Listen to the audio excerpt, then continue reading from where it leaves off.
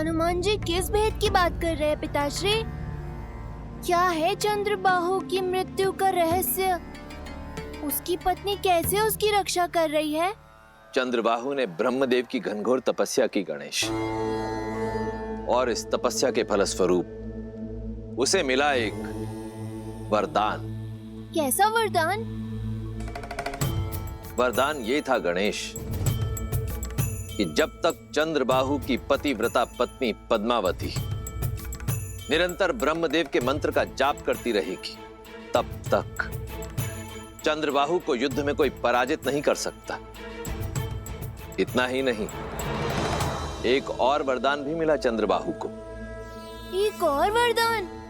हाँ, चंद्रदेव ने अपने परम भक्त चंद्रबाहु को वरदान स्वरूप वर्धमान नामक भाला दी, जिसकी शक्ति यह है कि वो जिसे चाहे स्थिर कर सकता है। स्थिर करने की शक्ति? इसका काट क्या है पिताश्री? इसकी काट स्वयं मैं हूं गणेश। आप?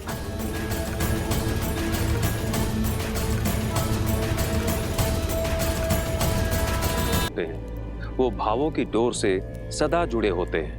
मन कहता है कि मेरे श्री राम दुखी है और इसी आभास की चिंता मुझे सता रही है। अब आप ही बताइए, मैं उनकी सहायता कैसे करूं? मुझे मार्ग दिखाइए प्रभु।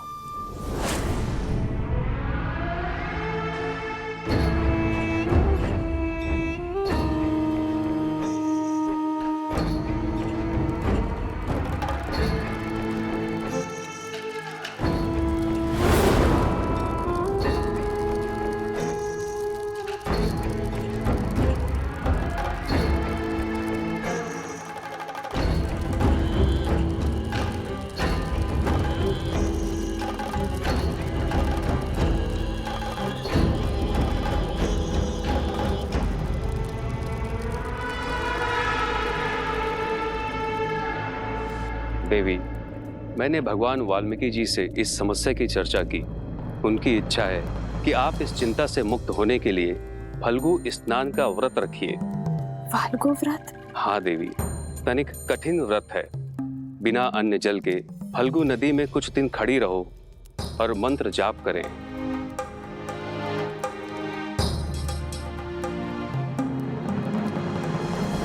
आओ सीता, इस बार कोई भी बल तुम्हें मेरे छल से नहीं बचा सकता।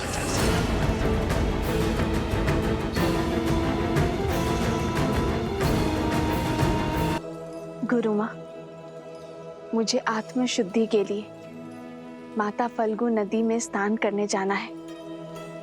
आप मेरे तप की तैयारी करिए। लव, कुश, मुझे कुछ दिन के लिए जाना होगा, मन की शांति के लिए। तुम दोनों कुछ दिन के लिए मेरा वियोग सहन कर लोगे ना? वियोग की क्या आवश्यकता है माता, हम भी आपके साथ चलेंगे। हाँ माता, ले चलिए ना। आपको तप करते देख हमारे तप पर विश्वास भी बढ़ेगा और हम आपकी सुरक्षा भी कर पाएंगे। ठीक है, चलो।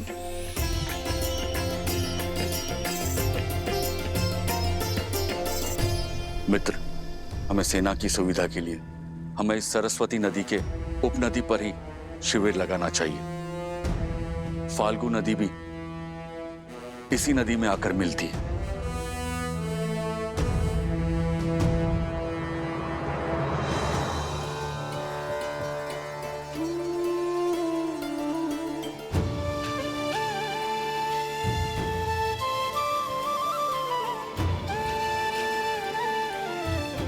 अपनी माता को कभी अकेले छोड़ने को सच नहीं होते लव कुश, और कितने उत्सुक भी है नई बातों को सीखने और जानने के लिए।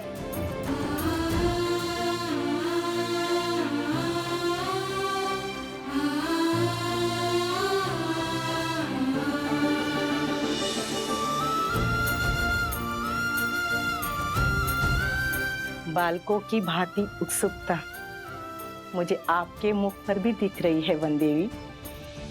हाँ गुरु माँ, लगता है ये यात्रा जीवन की दिशा और दशा दोनों को मोड़ देगी।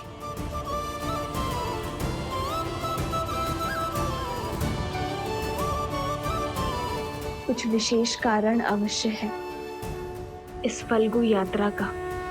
प्रभु, चंद्रबाहु को वरदान प्राप्त है। जब वो युद्ध भूमि में होगा तब उसकी पत्नी रानी पद्मा ब्रह्म मंत्र का जाप करेगी।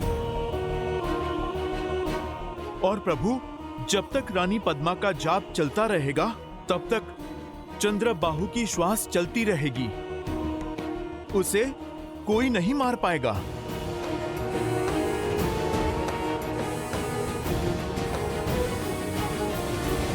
मित्र, चंद्रबाहु का कवच रावण की नाभि सा ही अभेद्य लग रहा है।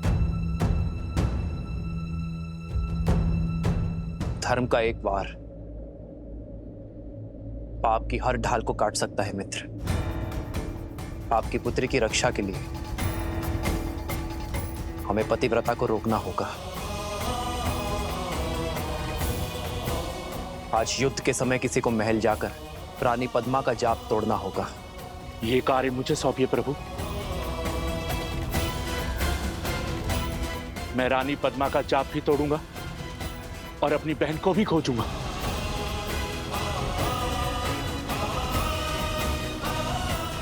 अंगद,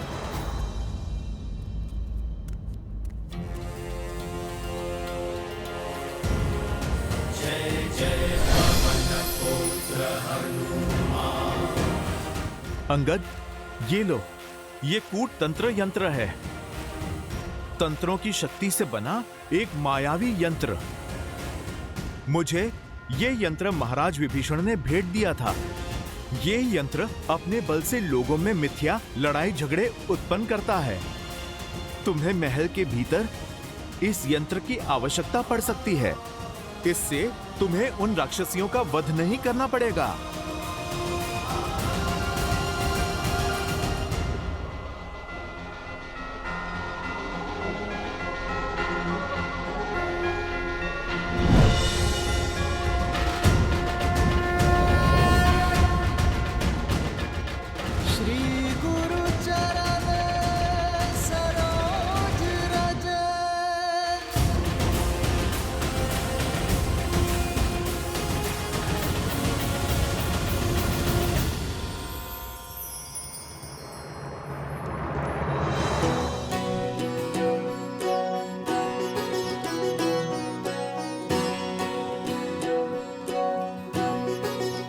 माता ने 3 मित्रों को साथ लाने की अनुमति दी है।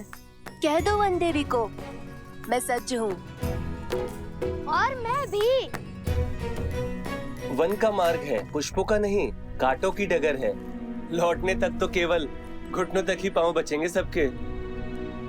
एक बार फिर सोच लो। कितने भोले हो भ्राता शांडिल्य। लवकुश के होते माता का पग कांटों के डगर में नहीं पड़ेगा।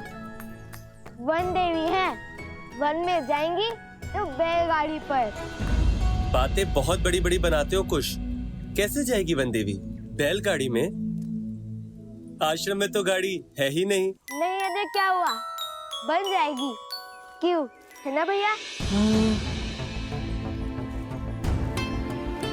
विचार तो अच्छा है, किंतु ये सोचना होगा कि ये होगा कैसे।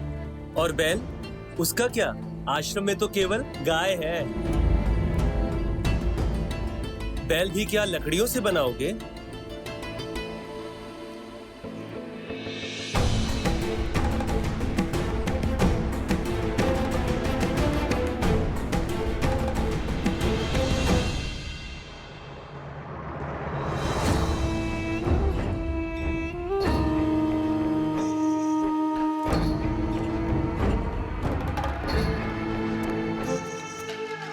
ये दोनों बालक अकेले बाहर क्या कर रहे हैं? देखिए भैया, जुआदारों से निपटने के लिए बिल्कुल सजू मैं। सामने आते ही अंत कर दूंगा उनका। कहाँ खो गए भैया? बैलगाड़ी के विषय में बात करने की क्या आवश्यकता थी? गाड़ी तो भी एक बार को बन जाती।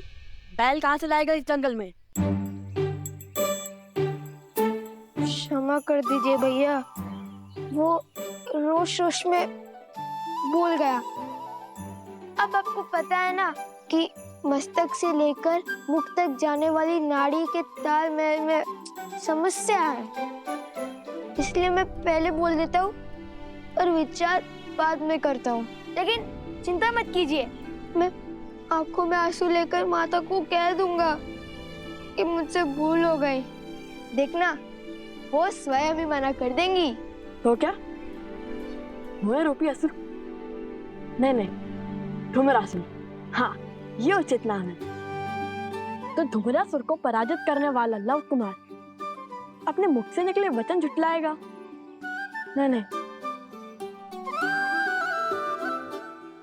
भैया, वचन तो मेरे मुख से निकला था। छोटे भाई के मुख से निकले वचनों को निभाना भी बड़े भाई का ही कर्तव्य होता है। आयु और पद के साथ साथ दायित्व भी बढ़ता है। और वैसे भी ये बैलगाड़ी हमारी माता की सुविधा के लिए है। चलो बनाते तुम्हारी बैलगाड़ी। कुल्हाड़ी कहाँ है? कुल्हाड़ी दो। कहाँ है कुल्हाड़ी? वो कुल्हाड़ी पकड़ने के लिए हाथ रिक्त नहीं थे ना भैया। अरे वो वृक्ष कैसे काटेंगे?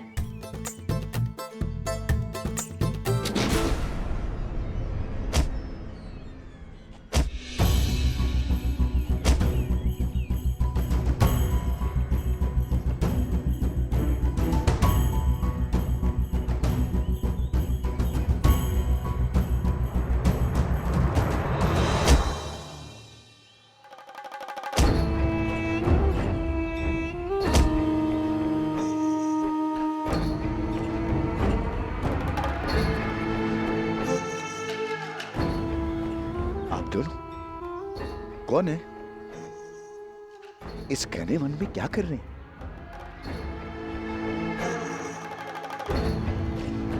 भय नहीं लगता है? भय को हमसे भय लगता है। वन देवी के पुत्र हैं हम। क्या क्या कहा? वन देवी के पुत्र हैं हम। क्या क्या कहा? फिर से कहना। मेरा भाई कहना चाह रहा है कि जब उसका सिर घड़े के भीतर होता है तब उसे किसी का भय नहीं होता, क्योंकि हम वन देवी के पुत्र हैं।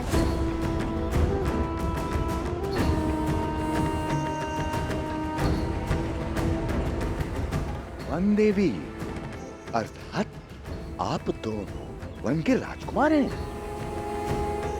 मेरा प्रणाम स्वीकार कीजिए, मुझे सेवा का अवसर दीजिए। बताइए क्या चाहिए आपको? हमें कुछ लकड़ियां चाहिए। हम अपनी माता वन देवी के लिए एक बैलगाड़ी बनाना चाहते हैं ताकि वो सुखपूर्वक फाल्गु नदी तक पहुंच सके। और सिर्फ लकड़ियां ही नहीं, बैल भी चाहिए हमें। इसे कहते हैं विधि का विधान। मैंने एक गाड़ी बनाई, सोचा था आश्रम में दान कर दूंगा। यदि आप दोनों वन देवी के पुत्र हैं और इसे मेरी तरफ से वन देवी के लिए उपहार स्वरूप स्वीकार करें तो मैं धन्य हो जाऊंगा। अद्भुत, कितना अच्छा सहयोग है ये। क्या हम गाड़ी देख सकते हैं?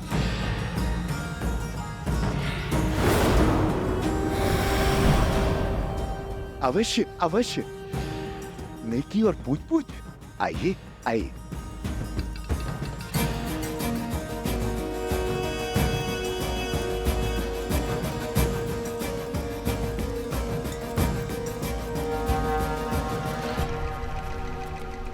वाह भैया, कितनी बड़ी और सुंदर गाड़ी है। और दृढ़ भी। धन्यवाद बंधु। अब हमें एक बैल की आवश्यकता है। ओ जहाँ चाह होती है वहाँ राह होती है।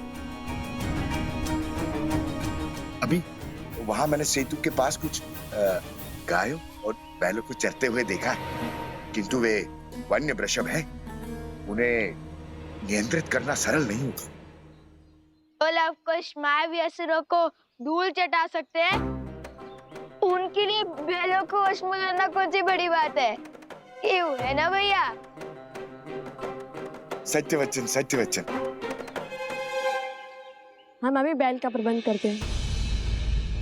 कुछ शीघ्रता से चलो, हमारे पास अधिक समय नहीं है।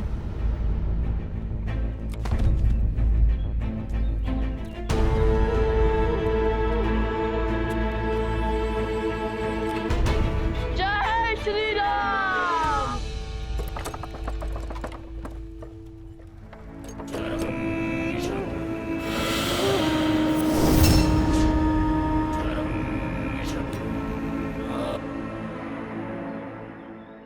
वैश्वासुर,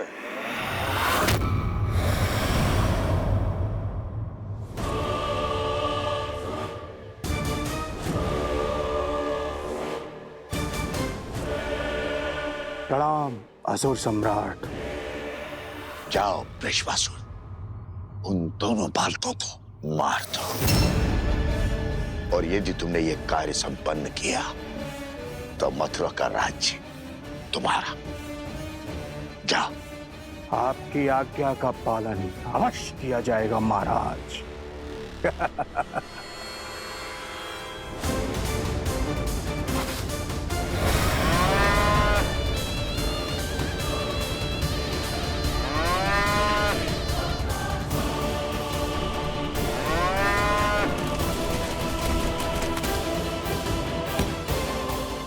आज लवकुश के अंत के साथ साथ राम और सीता के त्याग का भी अंत हो जाएगा।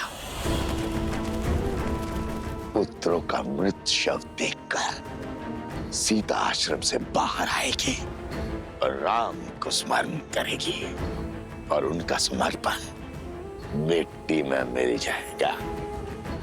राम राज्य की स्थापना एक कल्पना बनकर रह जाएगी। सिया राम की जय।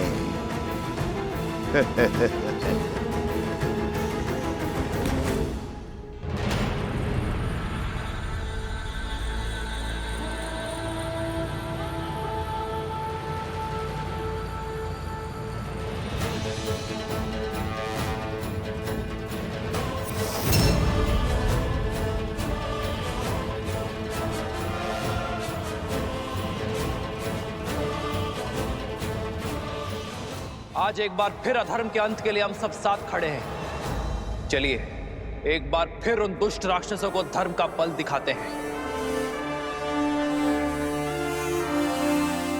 एक बार फिर संसार को न्याय की शक्ति दिखाते हैं। एक बार फिर स्त्री के सम्मान की ललकार लगाते हैं। एक बार फिर धर्म की जीत का परचम लहराते हैं।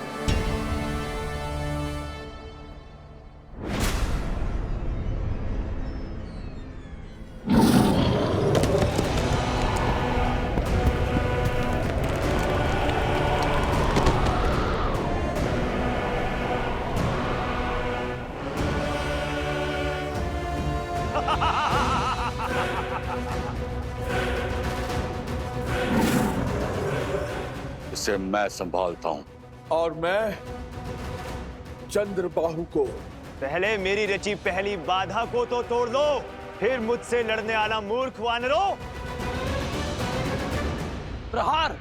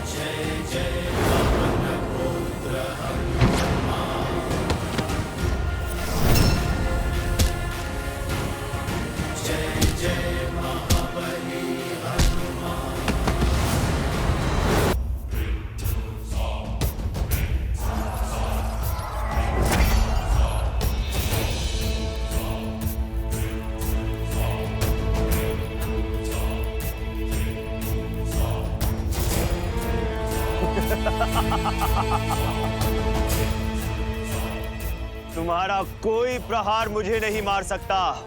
अमर हूं मैं, अमर।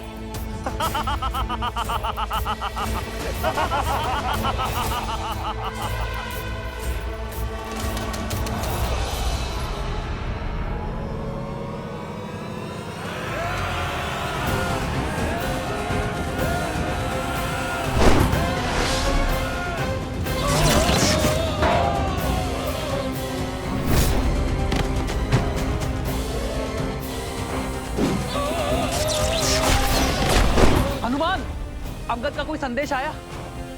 नहीं प्रभु।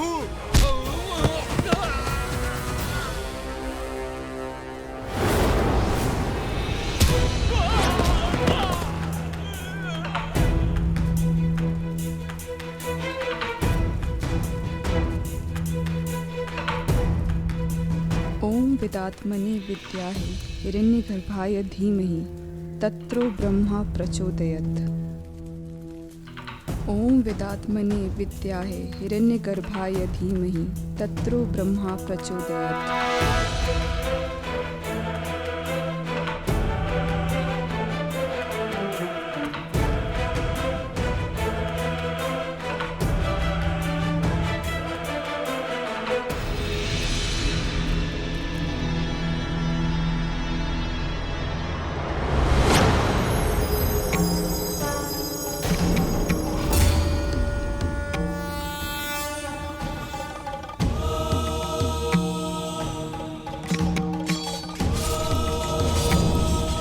ओम विदात्मने विद्याहि हिरण्यगर्भाय धीमहि तत्रो ब्रह्मा प्रचोदयात्।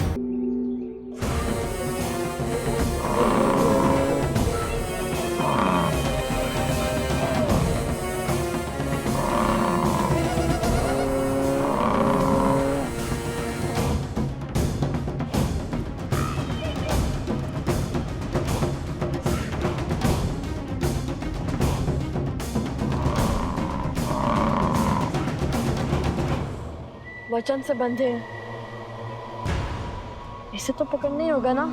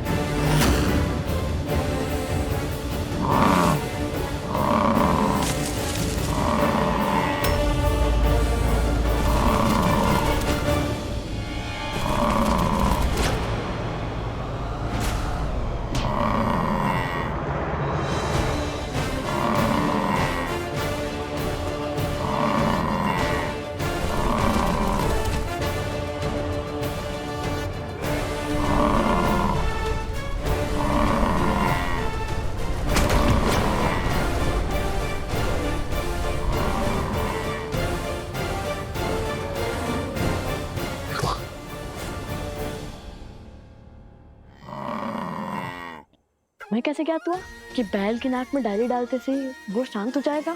मुझे ज्ञात नहीं था भैया, वो अत्यंत आक्रामक हो रहा था, इसलिए मैं उसे अचेत करना चाहता था, लक्ष्य से चूक गया।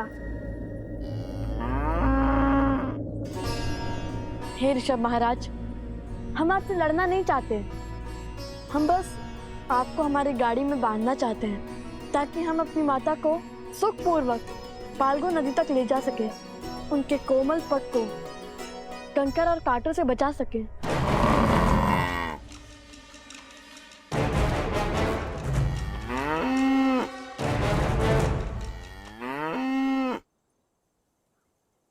भैया लगता है मान गया। अब एक कार्य करता है, जैसे माता आश्रम में सारी गायों के सींग पर मोली धागा बांधती है, हम भी इसके सींगों पर मोली धागा बांध देते हैं। उचित है।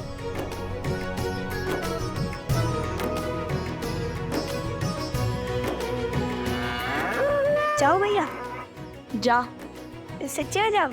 जा। सच्ची में? अरे जाओ।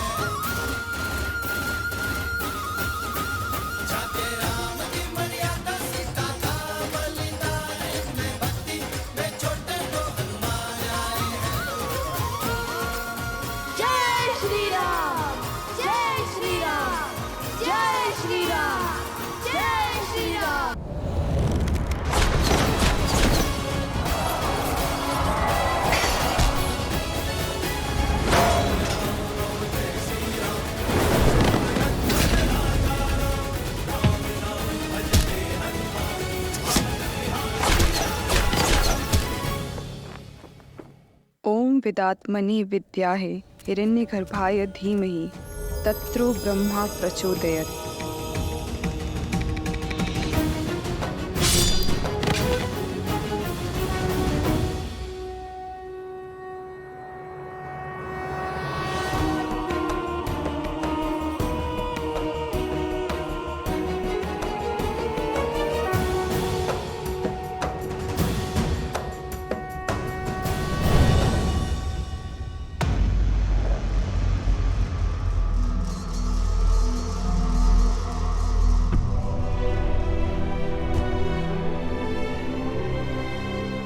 सेनापति, आंखें खोल बहन।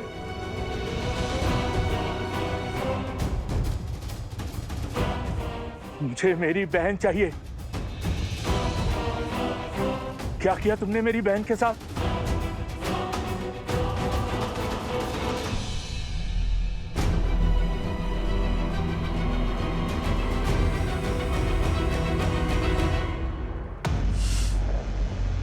बालकों को नहीं मार पाया वृषभासुर।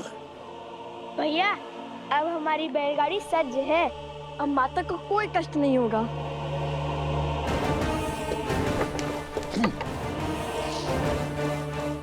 अब आज से तो केवल चंद्रबाहु से।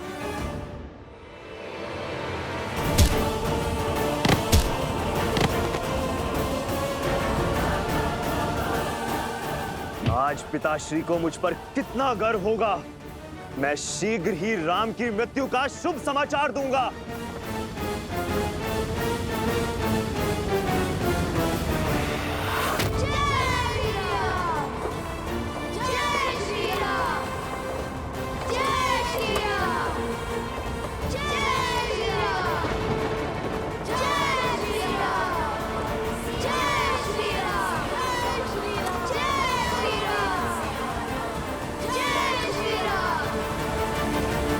सीता,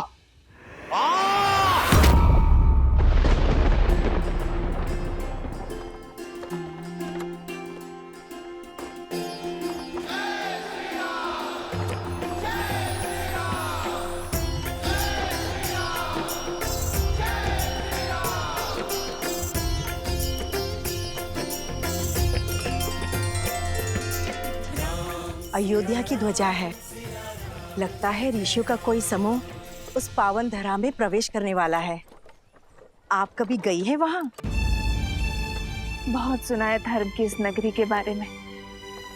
वहां के सुंदर सुंदर वन उद्यान, कल कल बहती सरयू नदी, इक्ष्वाकु वंशजों की बड़ी बड़ी प्रतिमाएं और राजा राम का सुंदर महल।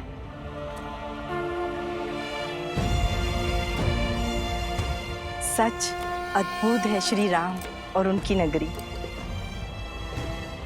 देखो, अयोध्या का ध्वज। संकेत समझ रहे जादूगर? शीघ्र ही गुरुदेव हमें अयोध्या में प्रवेश करने की आज्ञा देंगे।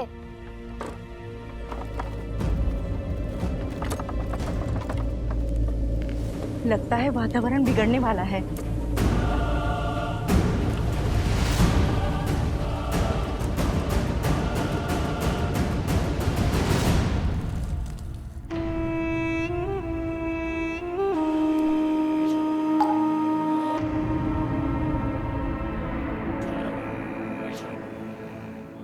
जागो, मैं तुम्हें अपना रूप, अपना स्वरूप, अपनी पहचान देता हूं।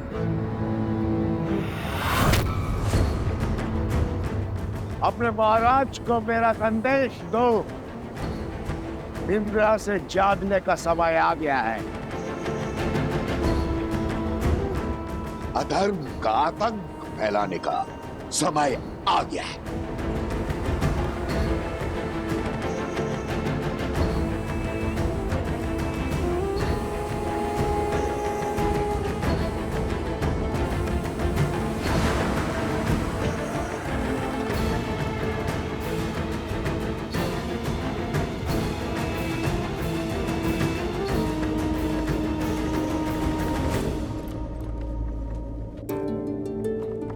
ध्यान से सुनो, शीघ्र ही हम गांव में प्रवेश करने वाले हैं। जब तक माता फाल्गु नदी में तप कर रही हैं, क्यों ना तब तक हम थोड़ा भ्रमण कर ले, सुंदर सुंदर घर, उपवन, मंदिर आदि देख ले, लड्डू पेड़े खा ले। क्यों, कैसा विचार है? यह विचार तो बहुत अच्छा है, किंतु मेरे मन में एक विचार और आ रहा है। एक बात बताओ, सच में ये ऋषभ उतना भव्य है जितना तुमने कहा था? लगता तो बड़ा शांत है, ना भयंकर था वो, तो तुमने पकड़ा कैसे? क्या कहा तुमने? कुश ने इस बैल को पकड़ा?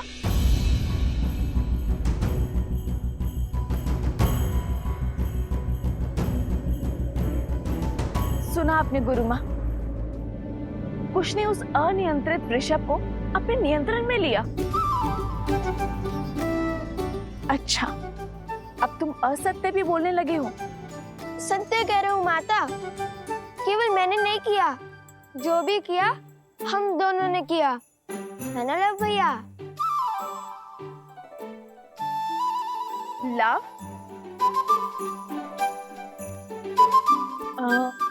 क्या हुआ माता?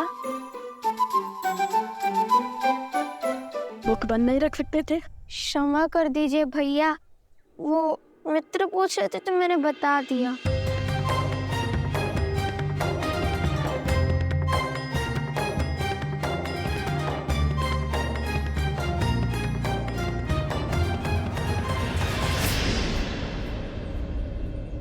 माता!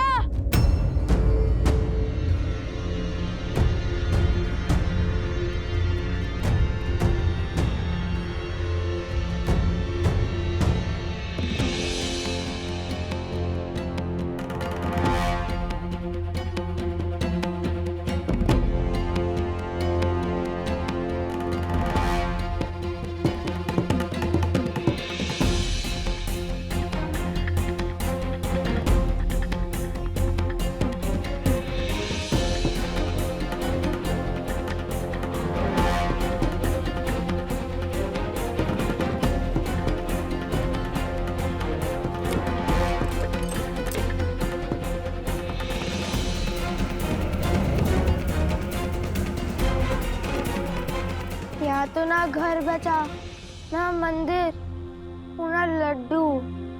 लगता है घोर विपदा आ पड़ी है इस गांव पर।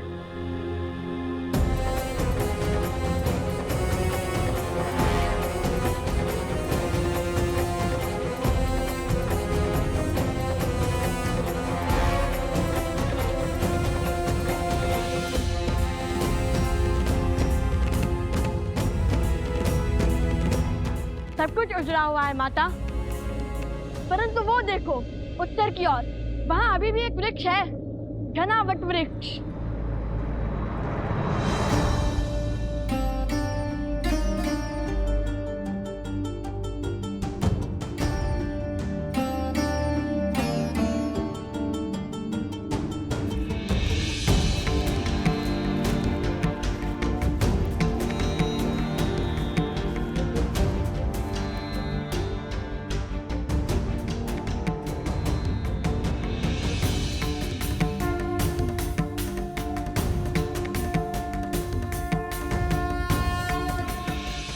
ये कौन है? हमारे रक्षक हैं ये ना होते तो उस दुष्ट ने सारी सृष्टि को दूषित कर दिया होता।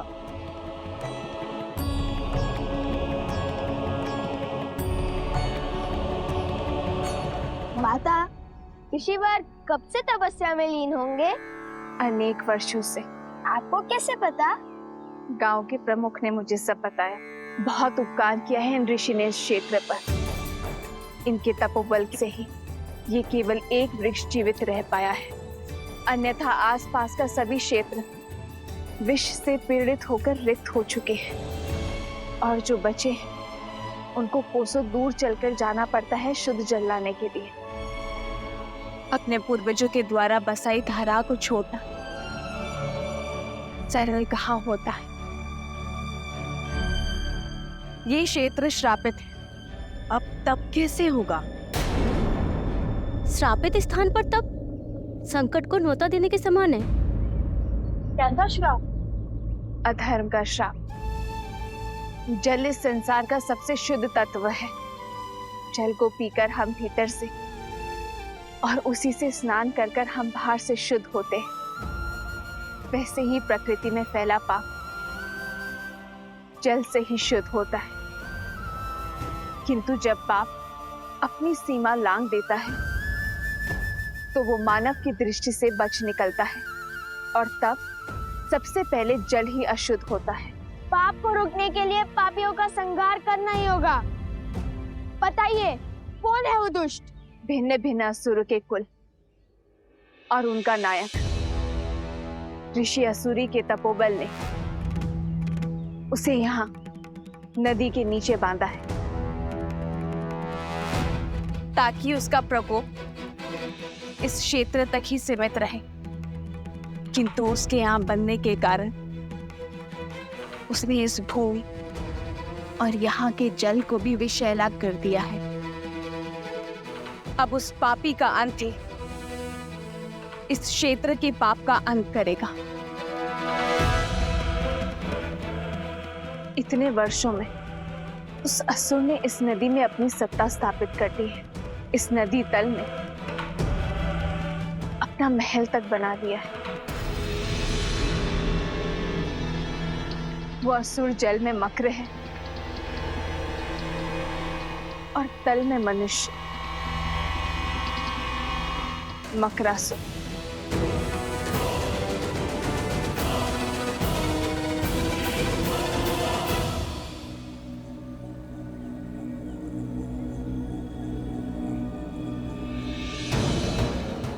आओ मकरासुर, आओ, तुम्हारी ही प्रतीक्षा थी।